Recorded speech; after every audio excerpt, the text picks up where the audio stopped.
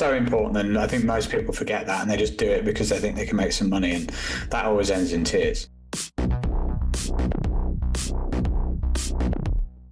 Hello, listeners and viewers. Welcome to another episode of Test, Optimize, and Scale. I have Simon Penson here today. Going to be talking a lot about scaling, and his organization scaled multiple exits in the agency space, helps groups on the B2B side, and ultimately grow private equity.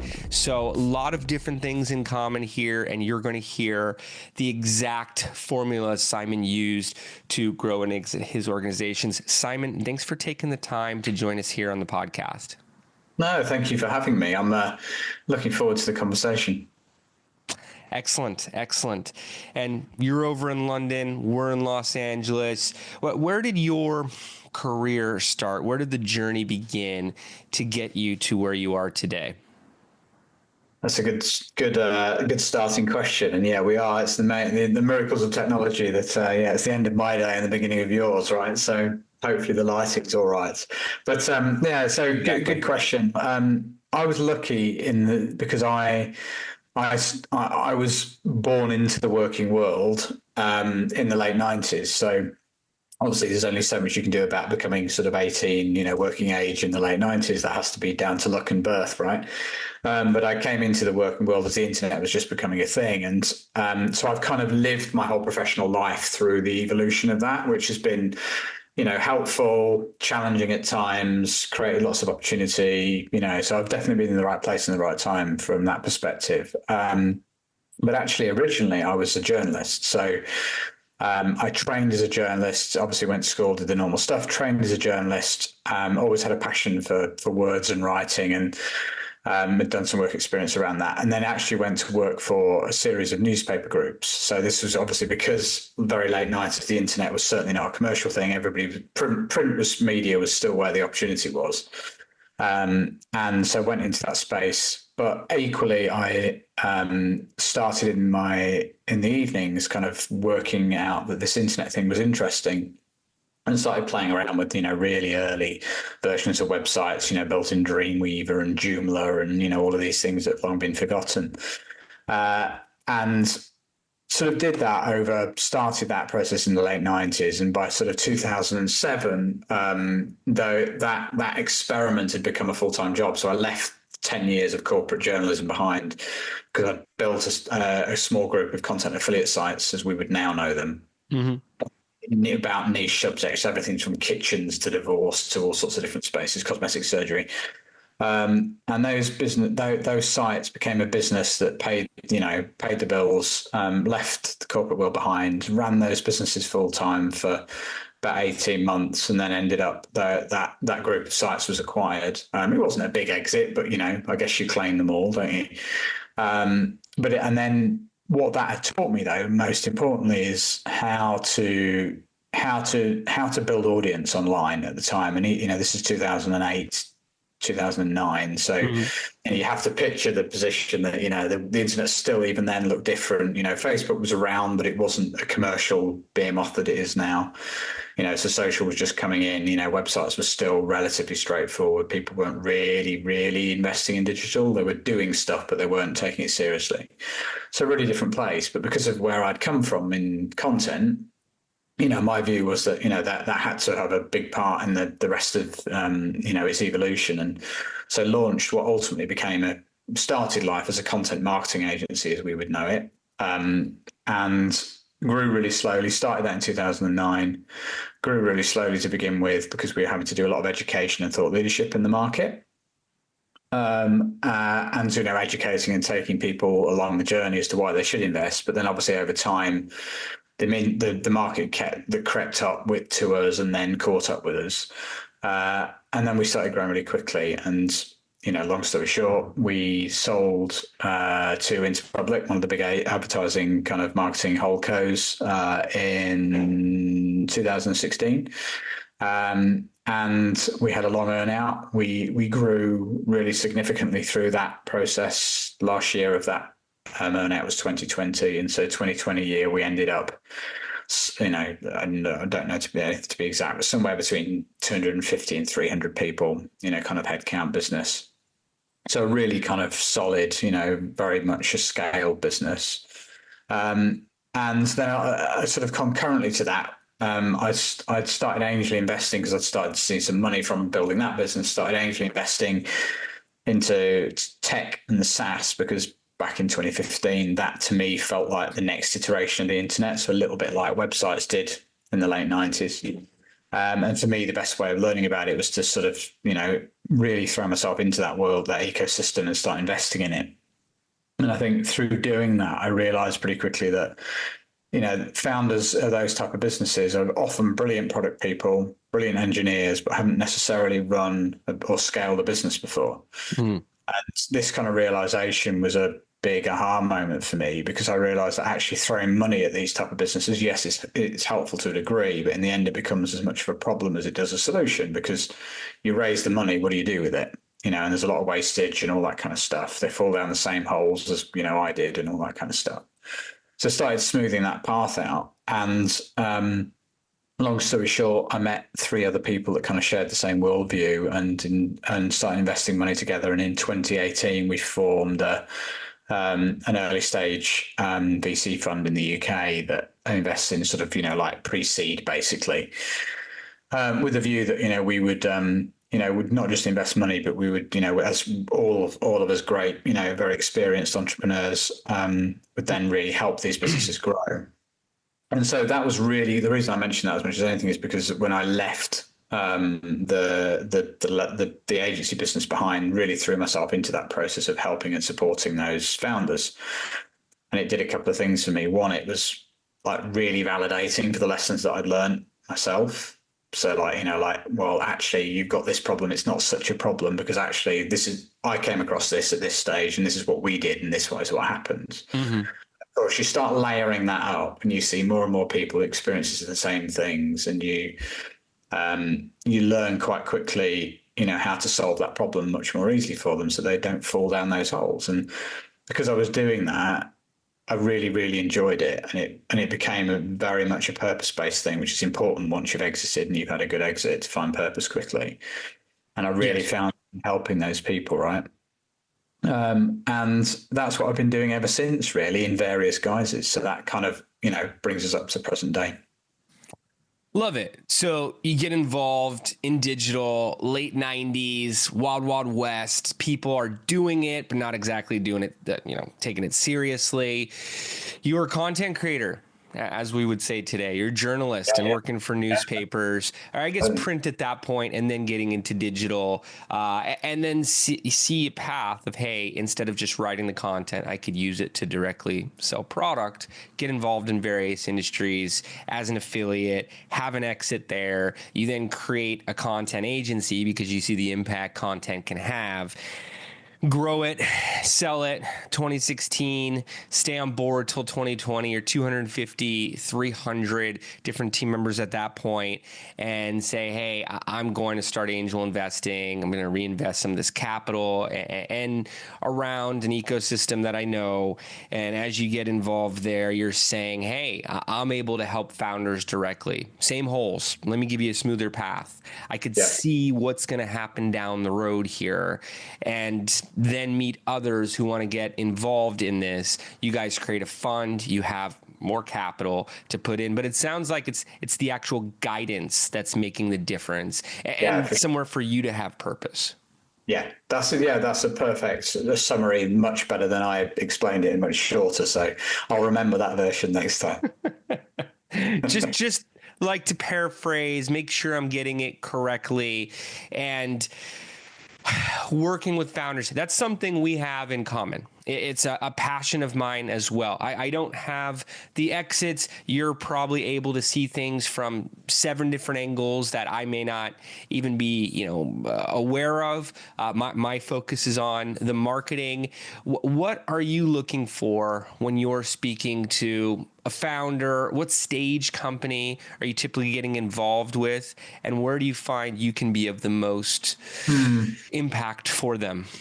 I think that has evolved over time, and I think you worked with hundreds probably, because I mean, the investment funds at the time that I stepped away, actually, because I stepped away last year, has had over 100 investments, right? So, you're sitting across, not all the time, but you have visibility across 100 different businesses. And obviously you have to, like kind of productize the approach there a little bit, because otherwise, how do you help 100? You can't. And, so I had the ability to kind of learn really quickly through that process. And then more latterly kind of getting much more deeply involved in fewer businesses as well, and slightly later stage, I would say. So then it was about, like literally often first money in, so very early, and now more so where there's at least a good sense of product market fit and thing. The challenge is scaling, right? Mm-hmm. Rather than starting, the challenge is scaling. I think that's probably the best way of describing it. So from a tech SaaS business perspective, you definitely got sight of 1 million ARR if you're not already there. But you could be much further on, sort of that 1 to 20 million ARR kind of pocket, I would say. And then on the kind of the kind of the more professional services side, obviously they're often not funded. So they have to be cash generative, and usually get involved business that's kind of anywhere from like 500,000 in EBITDA to, I don't know, 6, 7, 8 million EBITDA business. So, there's kind of the journey that we went on in that sector, really, because we ended up, kind of about there, perhaps slightly north of there from an EBITDA perspective. So, it's like, it's where I have the most lived experience is where you can often add the most value, of course, really. So yeah, try and focus on that. So want to talk about the service businesses for a moment. You said about 500,000 to 6, maybe 8 million EBITDA. So with the SaaS companies, we're looking more annual recurring revenue, but looking at the EBITDA, after everything's taken out for the most part. Yeah. What are the hurdles that stop groups from, let's say, 2-3 million in EBITDA up to that 5, 6, 8 amount? I know a lot of groups get stuck around there. Yeah. What are you typically seeing, and what do you recommend for them to be able to not get in the way of their own growth? Yeah, I mean, it's a really interesting stage, because I always talk about the fact that there are very clear, often glass ceilings at those various stages, and I think there's a glass ceiling at certainly at like a roughly, like broad numbers, but 1 million EBITDA. Then there's probably another one at 2 to 3 million, I would say. And a lot of it comes down to, at that kind of second stage, really, it's about making sure that you really truly have really good organizational structure with experienced people at the top end, right? Because it's that normal thing. What got you to here won't necessarily get you to there, and it was a tough realization in our own journey to realize that. And actually bringing in like proper, like, I don't want to say corporate professionals, but people that have really run scaled businesses before is really important, because it's much more about allowing the specialists to lead. It's about creating really good reporting mechanisms for operational BI and financial BI, and all of the having the levers to be able to understand what you should be pushing and pulling to make the differences. So really maturing kind of reporting and KPIs and metrics and all of that kind of stuff. Having the senior team to know what to do with it.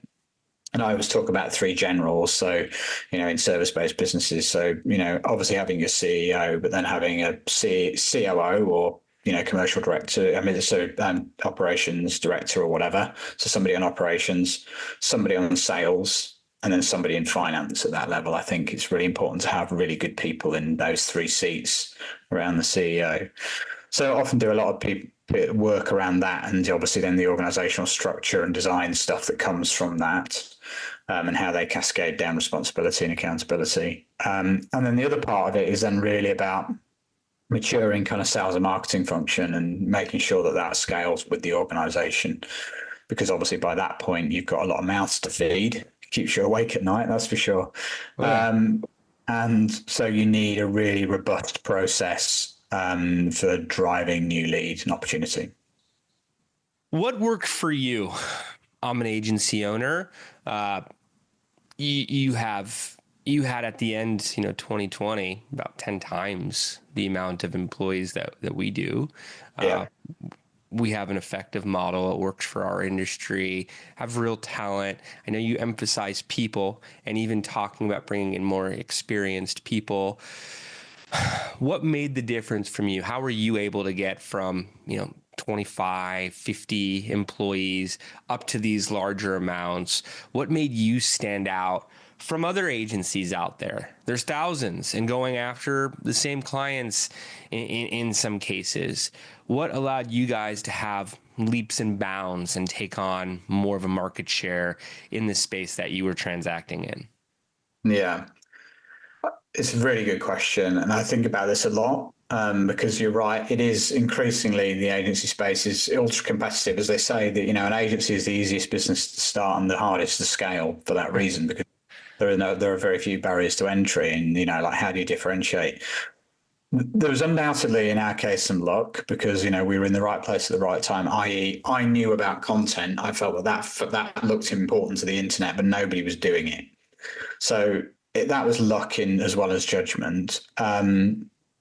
But then we built a really good go-to-market around that. So I think that's great. So proposition and differentiation, developed through good go-to-market, really important. So you can really talk to that visceral pain in the present to your potential clients.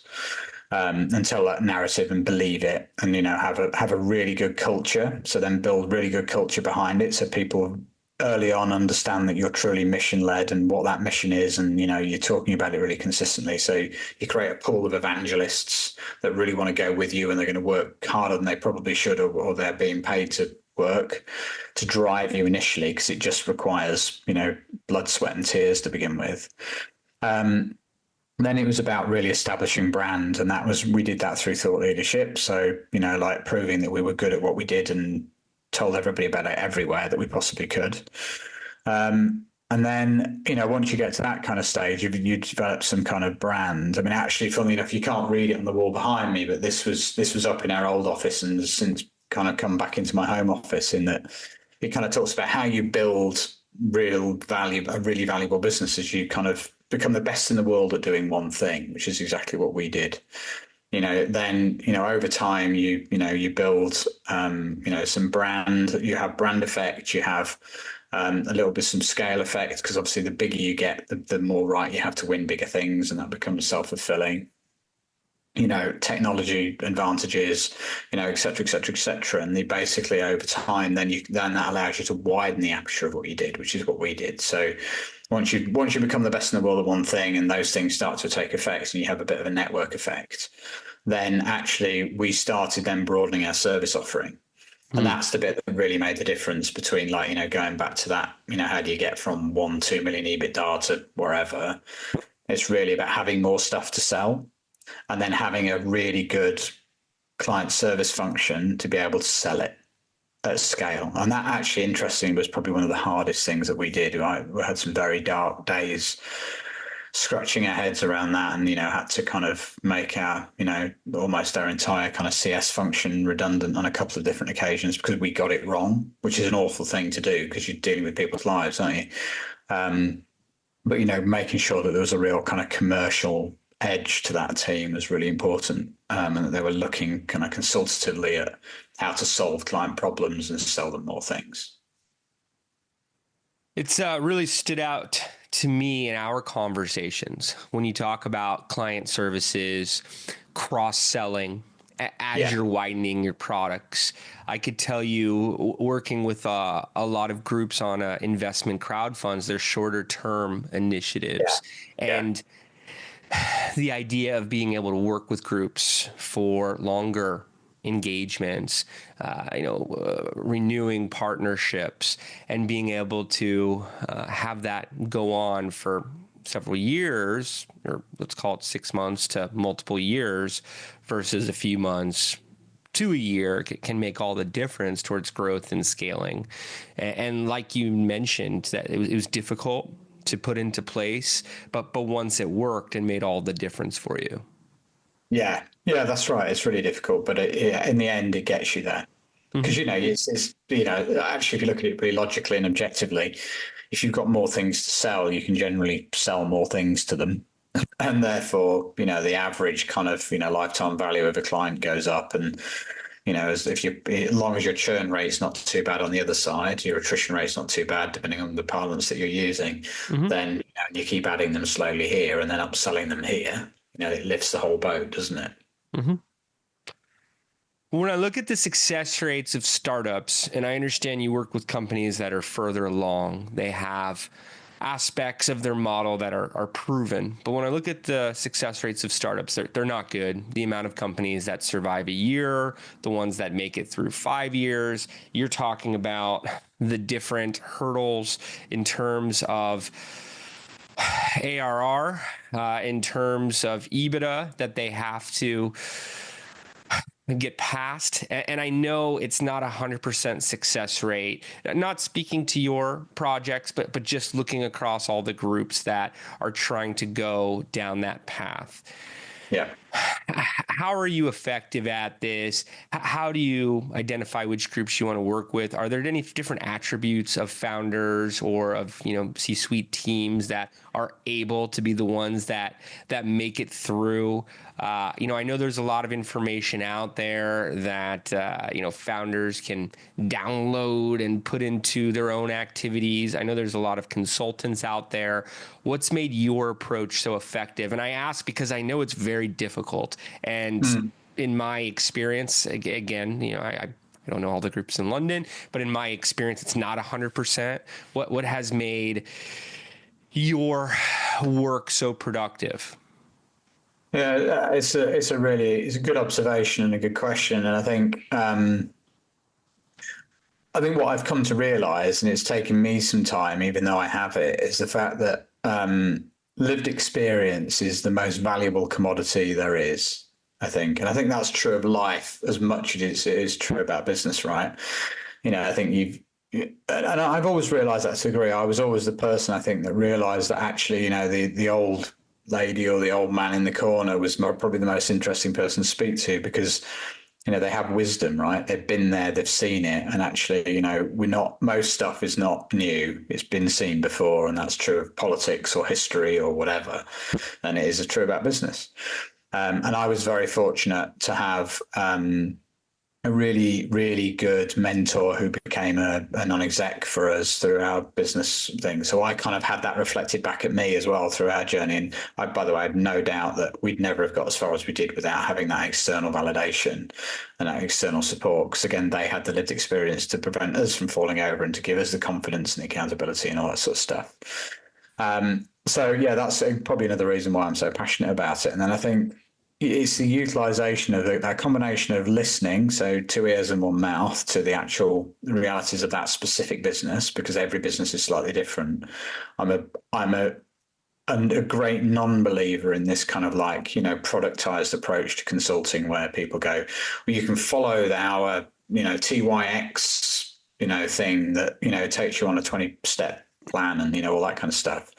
And everybody has to follow it because every business is different. And I think you can only treat every business differently once you've got lived experience, because you're then not following a formulaic thing. You're actually listening to the business, overlaying lived experience with, yes, absolutely, strategic consulting now, to then go, okay, so therefore the prioritization approach that we take should look like this. So we should attack these working on the business projects in this order, given who you are, what your team looks like, what scale you're at, to be able to, to do those things. Because in the end, every business completes all of those key working on the business projects, but it's critically the order they do it in and how effectively they are executing. Mm-hmm. So, while I say we work generally with businesses in this kind of order, there are exceptions to that. We work with businesses that are earlier. We work with businesses that are sometimes later. And a lot of that evaluation comes back to the fact that, we're looking for founders that have not necessarily life experience, although that can be helpful, but critically the ability to understand the value of external support, and not just, having read about it and thought that it was a good idea, but really truly understanding that lived experience is the most valuable thing that you can have, and that you're willing ready to listen and to actually implement the changes that are suggested to you. Because obviously we can take, as consultants, can take horses to water, but can't necessarily make them drink, right?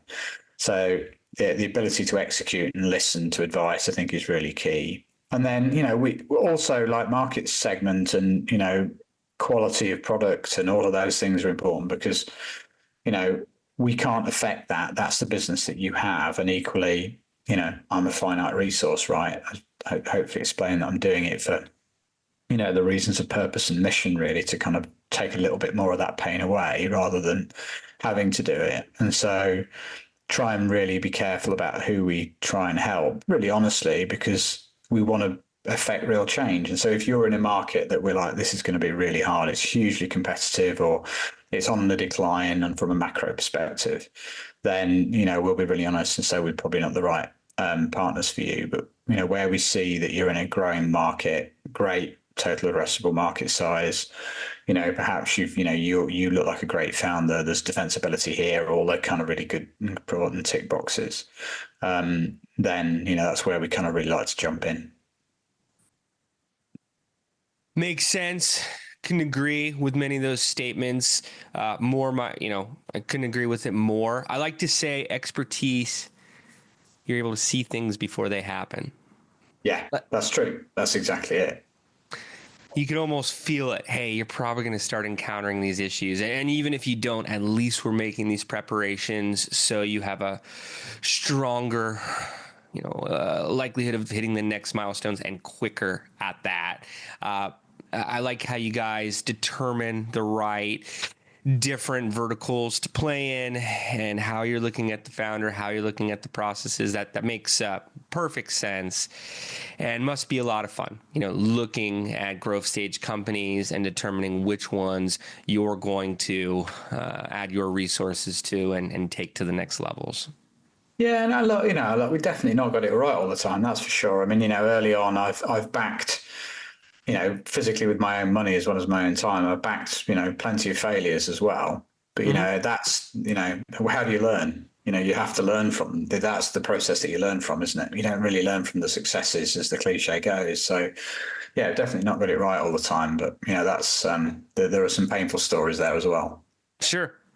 I mean, looking at high risk, high return sections of a portfolio for investing, if you're getting 1 out of 10 to land and hit the next levels, and with the type of growth that could occur at that section of the portfolio, you're doing great, and it pays for all the others.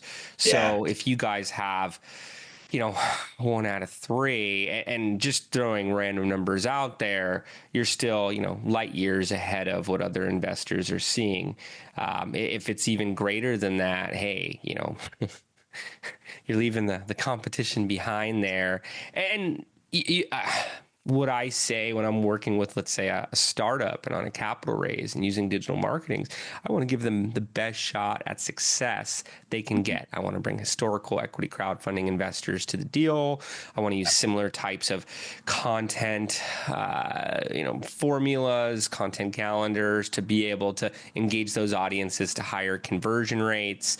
So even just having that opportunity and the right team, you emphasized how important the individuals who are involved are on their side.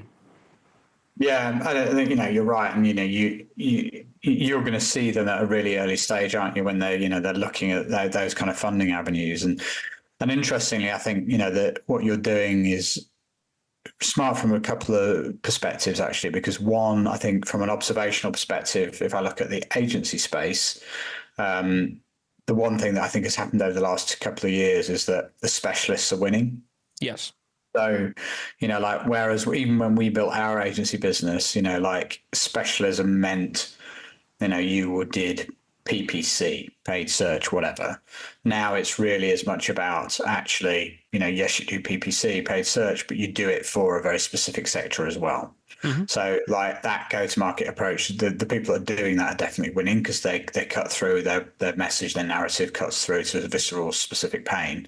So I think that's really good. And then obviously, from the other side is that I've seen it from sat as the funder, I've seen it how difficult it is sometimes to one for them for like when you've got a good idea, you don't necessarily know anything about that world. So where do you start? And like so many businesses have gone, oh, I wish we knew that, this fund existed earlier because, it would have made our life much easier. But we've spent 6, 12 months trying to figure out this market out. So having the ability to cut that time down, I think is really, really good. And there should be more of that in the UK as well, actually. Yeah, we really fell into this space and authentically in the sense that the clients we were servicing were always talking about fundraising. Hey, can you work on the marketing section of our business plan? I need to present it to investor, or pitch deck for the same reasons, or first campaign to later be scaled with capital once effective. Can you even participate in that investor meeting for us? You do a great job of explaining it. This was a common conversation for us. And once I was introduced to, here in the US, Regulation D 506C, allowing us to target accredited investors, I saw, hey, we can really, play a role in this. My background's in ad tech. I could layer on top household income, net worth data to reach the right audiences and bring them to these deals. And we saw success. We were introduced to more groups. We were introduced to groups in reward crowdfunding for a bit. And then the laws for equity crowdfunding allowing for retail investors came into play. And we had ads live day one and just more and more and more introductions as it was all working. There are downsides as an agency to the space, and I speak about these transparently, even mention, shorter term engagements, smaller budgets, earlier stage founders can lead to this element of we have to always be educating and have to go deeper, even into the acronyms involved, the KPIs, the key performance indicators involved. It's different than working with the group that's spending millions a month on ads and has been in the weeds for years. But that being said, it's very exciting. It's very rewarding. We're directly part of our clients' growth. In my earlier days, I was working with Fortune 500s and one of hundreds of vendors in some cases. Here, we're watching their team, their office, their product evolve in real time, and have become a go-to group for it. I'm part of the professional associations for it. It's really helped us with positioning. We're not one of even a dozen other companies trying to get the business for a subscription service or some type of e-com product. We're being brought in as the guys who do. We've worked on over 500 deals. And part of streamlining the process, you had talked about, hey, instead of 6 to 12 months, you could do it much quicker, which is crucial for the groups we work with. They have a limited amount of time, but we also have shared resources in terms of audience data. So we've done massive data mining projects to bring in a very finite list of investors that are highly active in this space and can reach them. It would take an issuer, a group issuing shares, years to even think of it in many cases, let alone actually build it to the size we have. So, that's available for the groups that come through. And I stand behind, identifying a niche and, standing out from there. Yeah. No, I can see it's a smart play, and like you say, there's a need for it, right? Because it's very difficult if you don't know the market. So. Mm-hmm. Now, Simon, I like to ask questions to, package actionable insights for the audience here. And they're, of course, around the title of the show. I look at marketing as a series of tests and marketing as a function towards growth. So this isn't a marketing specific question, but, in path to becoming a larger organization, what should marketers who are tuned in be testing towards their own operating procedures? What will allow them to see big jumps in terms of the reporting numbers? So you're talking about from a revenue generation perspective? Yeah. Revenue question. Yeah. I think I think we touched on it actually in that, that question always should start with go-to-market. And I think having a proper understanding of who it is that you should be properly targeting, why, and what that visceral pain is, and everybody pretends that they have a really good view of that. But when I actually really dig into that, and, we're saying, well, when was the last time you interviewed prospects and, like ICP and all of that kind of good stuff? And the answer is probably never. So actually starting there and spending a lot of time and effort actually doing that process really well is critical, and the amount of times that we've, supported clients through that process and they come out the other end and going, God, I wish we'd done this before, because we've learned so much. And actually this bit is really interesting, that kind of stuff. I think all revenue generation starts with like staying close to your customer, right? And really understanding them and what pain it is that they solve, because that's all their business is. It's a collection of people surrounding a problem that you need to solve, or an inefficiency you need to solve. And so like truly understanding that is key, because once you've got that, you can then build really good proposition and messaging that talks to that. You can design service or product roadmap that, develops around that and, answers those questions. And you can build a sales and marketing plan that's really laser focused. And, because obviously like often sales and marketing now should and could and can start with kind of content ideation, because, that's kind of what you want to be doing really, particularly in B2B at least. If you know your customer and you know the pains, it's much easier to run ideation and create thought leadership and create lead magnets or whatever it is that you're doing if you know the customer well enough. So I think that is a really fundamental thing that time and time again I see people missing. What do those interviews with prospects entail?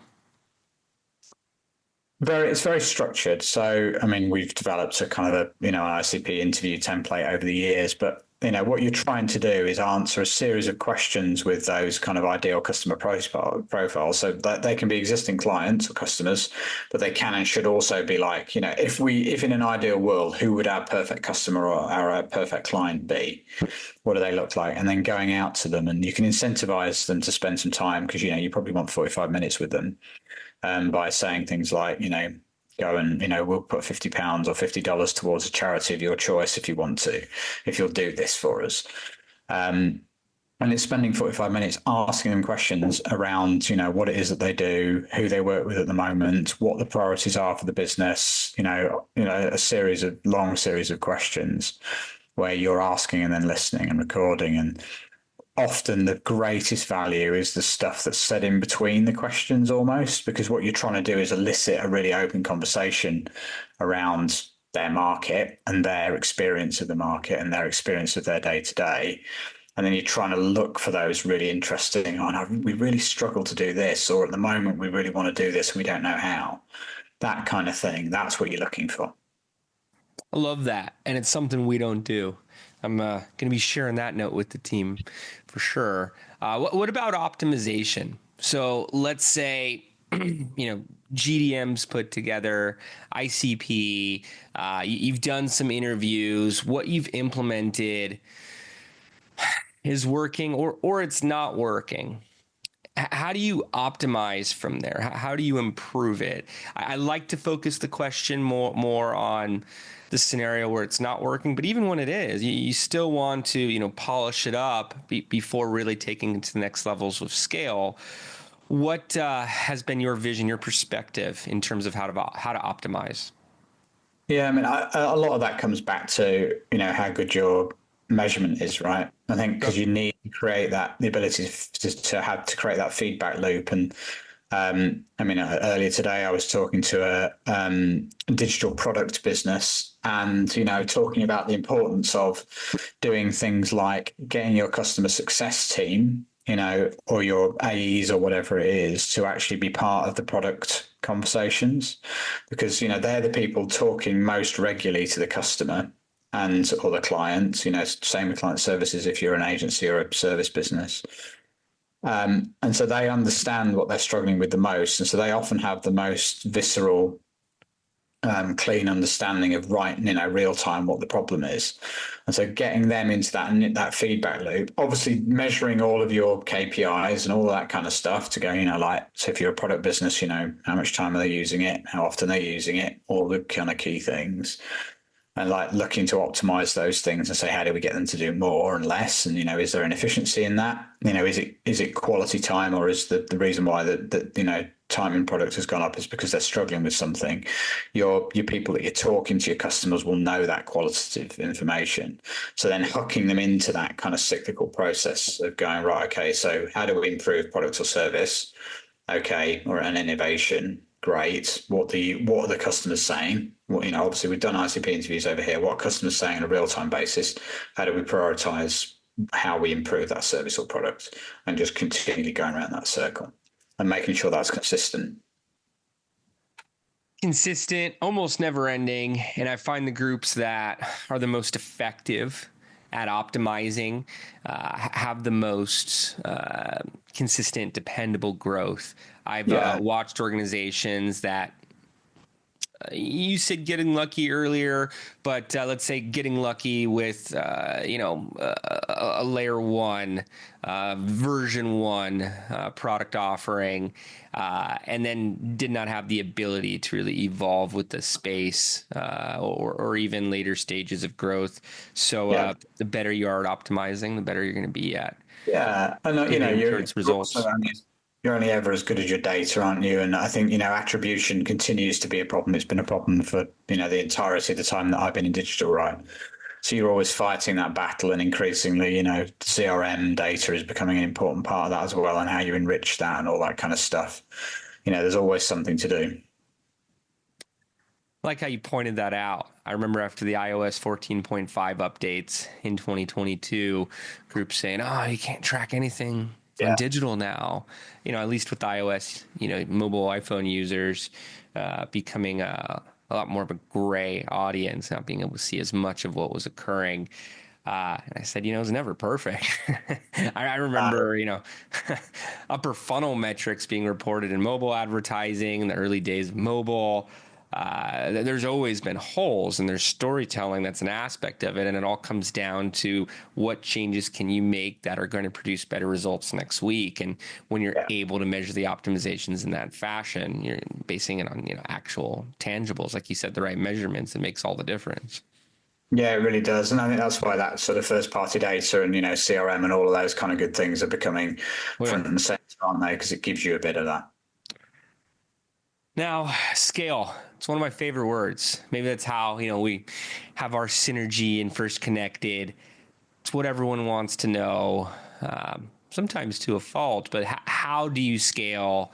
I know this is something you answer again and again, and I've already given us so many different tips on bringing in the right team members, changing up the processes, putting an emphasis on client service, putting an emphasis on, cross-selling, and really using those interviews to improve what you're doing, not just talk about how great you are all the time. But, if you're asked walking down the street tomorrow, how do you scale? Any tips, any examples, just focus on some cases if you like. Yeah. That's quite a big question. And we've covered quite a lot of that, but I think, I'm a believer in fundamentals and first principles and stuff. And I think, I think you need to understand what success looks like. So, I spend quite a lot of time with clients on this to begin with, because success looks different to everyone, and there is no right or wrong answer. So when you talk about scale, what do you really mean by scale? Some people want to build, the next unicorn, and other people are happy with 10 people and, a really nice lifestyle business. So, it starts with actually know what you're optimizing for, because obviously the pathway to that looks really different, and the prioritization of the things that you therefore work on look really different. So I think that's really important. And then, the key thing is that, it always comes down to people in the end, even as a product business, actually. It always comes down to the people aspects. And I think you come from a realization of, like when you start a business, often you'll be the person doing everything. So, in the place of a product or a SaaS business, you're physically building the product, and you're trying to do some marketing, and, you're organizing finances. And, if you're in an agency business, it's, no different. You're doing the client work and you're billing them and next for everything else. And so you start off with doing that, and then you might hire one or two generalists around you to go, right, if I could carbon copy me a little bit and have two or three of us, that'd be better. Then, of course, you start the process of specialization. So then you start hiring specialists to do specialist things, and that gets you to a certain point. and each one of these stages, by the way, becomes increasingly more difficult, which is, like somebody once described it to me as a hurdle race where the hurdles get bigger each time. And you've got to decide whether you're willing to make the sacrifices and everything that goes with it to get over that next hurdle. Because you can if you want to, but this is the cost of doing so. And then it's the specialists have to lead. And, that is a long, that's probably the longest, most difficult part of the process in that, because then you go through several stages, as we talked about earlier, of realizing that you've got the specialists to lead, but then you need new specialists that have different set of skills to lead them, and et cetera, et cetera.